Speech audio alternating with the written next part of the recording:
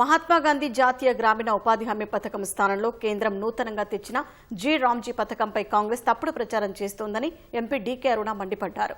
Mahabub Nagar BJP కార్యాలయంలో మాట్లాడిన DK అరుణ గతంలో కంటే మెరుగ్గా, పారదర్శకంగా గ్రామాల్లో అన్ని రకాల మౌలిక వస్తువుల కల్పన కోసం కొత్త చట్టం తెచ్చినట్లు స్పష్టం చేశారు.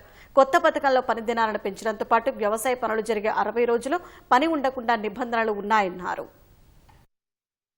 మన్రేగాలో లేనటువంటి అనేక కార్యక్రమాలు దీంట్లో జోడించడం జరిగింది. 100 రోజుల పని దినాలను 125 రోజులకు పెంచిండ్రు. ఆ వ్యవసాయ పనుల సమయంలో 60 రోజులు ఖచ్చితంగా బ్రేక్ ఉండాలనేటటువంటి విషయాన్ని దీంట్లో పెట్టిండ్రు. ఇలా మహాత్మా గాంధీ పేరు లేదని ఎరడైనా వీళ్ళు మహాత్మా గాంధీ పేరు ఊర్లలో ఉచ్చరించిండ్రా? ఎంఎన్ఆర్జిఎస్ లో ఎరడైనా ఇప్పుడున్నటువంటి మాట్లాడే నాయకులు ఎడైనా మాట్లాడిందా? మహాత్మా గాంధీ పేరుతోనే స్వచ్ఛ భారత్ ని ప్రారంభం చేసింది నరేంద్ర మోదీ గారి ప్రభుత్వం అధికారంలోకి వచ్చిన వెంబడే. వాళ్ళ చివరి మాటలు, గాంధీజీ చివరి మాటలైనటువంటి హే రామ్ అనేటటువంటి మాటలు దీన్ని జోడించే విధంగా జీ రామ్జీ అనేటటువంటి పథకానికి ఈరోజు వికసిత్ భారత్ జీ రామ్జీ అనేటటువంటి పేరు ఈ పథకాన్ని పెడితే వాళ్ళకు ఉన్నటువంటి బాధ ఏందని అర్థం కావటం లేదు.